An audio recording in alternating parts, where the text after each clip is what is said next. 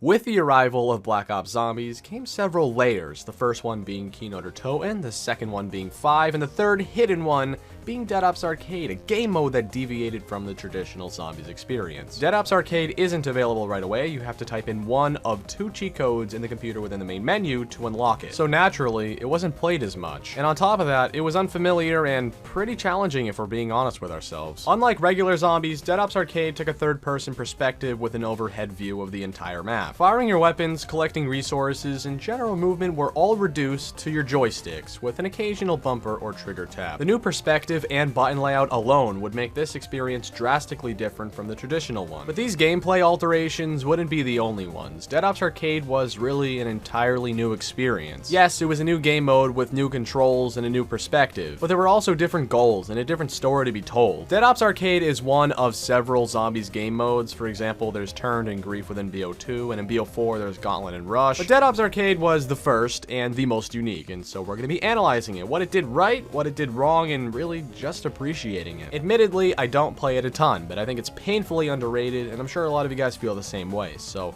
let's take a look at it. The story begins with the Cosmic Silverback having been shipped into outer space by the Russians, presumably, similarly to the monkeys from Ascension. The rocket then crashes back on Earth and kills the Silverback, but crashes into an Element 115 deposit, therefore resurrecting him and turning him into a zombie gorilla. He then runs rampant and tries to kill the player. It isn't a very complex story because it's not a very complex mode. Just like normal Zombies, there are rounds, but in Dead Ops Arcade, those rounds are connected to stages. Rounds 1 through 4 are the island stage, rounds 5 through 8 the courtyard, 9 through 12 the prison, 13 through 16 the cave, 17 through 20 the marketplace, 21 through 24 urban, 25 through 28 street, 29 through 32 facility, 33 through 36 forest, and 37 through 40 the tropical forest. Round 40 is the final stage in which you try to kill the Cosmic Silverback, which is the ultimate goal of Dead Ops Arcade. Unlike regular Zombies, it isn't an infinite game. The game ends by you either dying or killing the Cosmic Silverback in the final stage. Each stage is a different environment with a different layout and different zombie types in them. What's interesting is you often get to choose one of several paths after completing the round within a stage, and to get to the next stage, you teleport. Dead Ops Arcade not only takes elements from previous Zombies maps like the music and the layouts and the maps in general,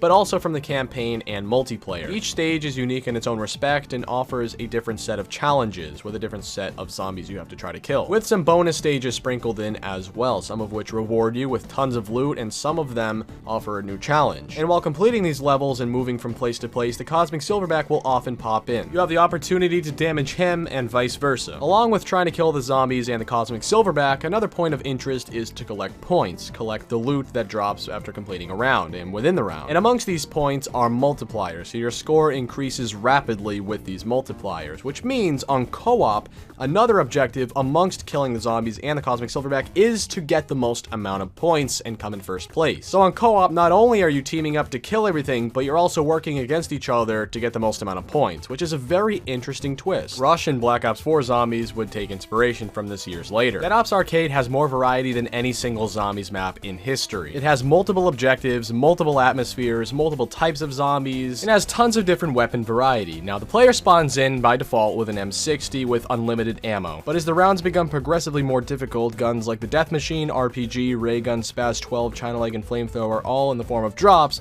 become much more effective. They're temporary, but certainly help you out on the higher rounds, especially when the default M60 kind of shits out. There are many drops that protect you, like the Teddy Bear, the Electric Orb, the Wonder Waff, the Barrel, the Chicken, the Boots, the Monkey Bomb, and the Turret. They all either shield you or damage nearby zombies. And of course, you have the Lightning Bolt drops, which allow you to speed through all the zombies, the Nuke drops, which nukes all the zombies nearby, the Soldier Statue, which gives you an extra life, and all of those points and point multipliers. There's a plethora of unique weapons that please pretty much any player. Since Dead Ops Arcade is drastically different from the first-person zombies that we're used to, it can prove very difficult if not adjusted. Of course, if you play it for a while and get used to it, it's not that difficult. But if you hop in for the first time in a long time, you'll notice how difficult it is. The zombies progressively get stronger and faster, and your M60 doesn't. And as the stages progress, it becomes more and more difficult to focus on you. You'd think that in third person, since you can see everything, it would be easier, but it's actually easier in first person. It's very distracting with all of the drops and everything that's going on around you. It's not necessarily easier or harder than regular zombies, you just have to be adjusted to it. By comparing the difficulty of Dead Ops Arcade and traditional zombies, you're comparing apples and oranges. They're just too different to be juxtaposed. Dead Ops Arcade does share many similarities with traditional zombies, but largely I think it's far different and is pretty unique. It's designed for someone who wants a Call of Duty Zombies experience, but with many changes. Dead Ops Arcade is the perfect thing to hop on if you're sick of zombies or burned out. It's quite literally an arcade version of what we've been playing all of these years, and I don't think people appreciate that enough. It's healthy to have one different option to choose from in a zombies game, something that's similar, but largely unique. In BO1, Dead Ops Arcade was just that, and in BO3, down the road, its sequel, Dead Ops Arcade 2, acted just the same. Dead Ops Arcade 2 follows the same story arc. Mourning the death of his brother, the cyborg Silverback trains endlessly, gets himself in shape, and tries to kill the player for revenge. Dead Ops Arcade 2 was very similar to the previous version, of course with better graphics on a better engine, but had very similar stages, very similar weapons, and a very similar objective and story. Many of the same drops transferred over, you were still able to access vehicles, and like the older version, there were some bonus stages, but in this one specifically, there were some mini games in between. There's this one right here where you drive around and race your friends, and as you can tell by the gameplay, I look like a drunk driver. And there's also this one, which is essentially DK's Temple gone wrong. You have to run through and try not to die. And the most prominent innovation from the previous version is the ability to go into first person. Dead Ops Arcade in first person